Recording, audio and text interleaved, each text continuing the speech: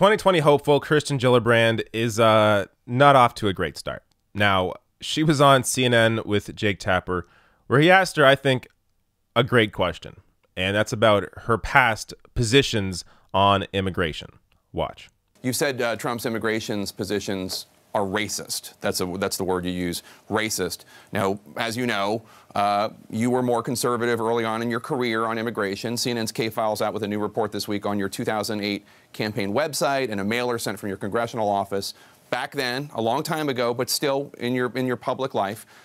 Take a look. You said that you were a, quote, firm opponent of giving, quote, amnesty to illegal aliens, unquote. You said English should be, quote, the official language of the United States. You called for expediting deportation of undocumented immigrants. Now, I know you have very different positions today, but let me ask you, if Trump's immigration positions are racist, were they racist when you held some of those positions as well? They certainly weren't empathetic, and they were not kind, and I did not think about suffering in other people's lives. And one thing I did 10 years ago when I became senator and was going to represent 20 million people across our state, I recognized that a lot of places in my state were different, and I needed to understand what those constituents needed too. And so I took the time. I went down to Brooklyn. I met with Nydia Velasquez, who's been a leader in fighting for families for a long time, and I listened. And I realized that things I had said were wrong. I was not caring about others. I was not fighting for other people's kids the same way I was fighting for my own, and I was wrong to feel that way. And so I just said, I'm not gonna stand by and do nothing for families that are suffering in my state and in my communities. All right, so this actually there's a lot of credit to go around here. So credit to Jake Tapper for actually bringing up Kirsten Gillibrand's past remarks on this. I did an entire video on this. I think it went out last year or 2 years ago on Kirsten Gillibrand's entire history and how terrible it is. So I'm glad Jake Tapper brought this up. And forcing her to actually answer, were you racist back then? Or were your policies at least racist? Now that you are saying that Trump is racist for having those same policies, it's a great question. And it's something that more and more, all the Democratic politicians that are putting their hat in for 2020, they should all be pushed on their history, whether it's Kirsten Gillibrand, whether it's Kamala Harris, whether it's Bernie Sanders, even though I don't think there's much to push Bernie Sanders on in terms of his history, at least not compared to Kamala Harris or Gillibrand. But having CNN, having mainstream press actually dive into the history of these candidates and expose it is important. Now, I also think it's worth mentioning here, Kirsten Gillibrand, I think, gave a good answer. She owned up to it.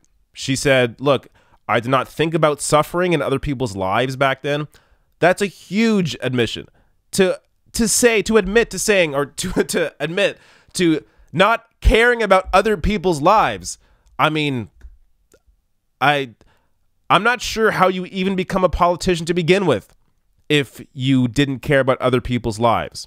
So this, again, I mean, look, I want to give Gillibrand credit here because she said the right thing. She owned up to it. She admitted to it. She talked about how she's changed, all that good stuff. But how the hell was she this person to begin with? I mean, it's disturbing to think that somebody, and we know this just from looking at reality, that somebody can become a representative of people and literally not care about other people's lives. Now, I think maybe she was being in that context, she was talking more about people outside of her district, but you can't separate those two things. I mean, if you're saying I didn't care about other people's lives back then, yet you only cared about people in your district, all that shows people is that you were being very, what's the word? You're being very selective in who you choose to care about. And on one hand, I understand that when it comes to, of course, you want to represent the people that you are supposed to represent, like in your district, but you also have to look, I know this because I ran briefly for to become a politician. I ran briefly on the idea that facts take precedent over people in your district, or in my case in Canada, in your riding. So say, for example, you represent a district that, I don't know, doesn't like black people. Is it now okay for you to be racist because your district is racist? No. You challenge the people in your district to be better. You educate the people. Your job as a politician isn't just to represent people, it's to educate people. And I think that's what a lot of politicians, like clearly Kirsten Gillibrand, never understood. Now, there are a few people that do understand that. I think Bernie Sanders gets that. I think AOC gets that. But a lot of politicians don't get that. That it's not just about representing people. It's about educating people on the issues with the platform that you have. So good on Gillibrand for owning up to her past mistakes. Good on Jake Tapper for asking this question. But for Gillibrand to ever even have this position or these terrible positions on immigration to begin with back then, I mean, it shows a serious weakness in her candidacy and her ability to potentially feel empathy for other issues as well.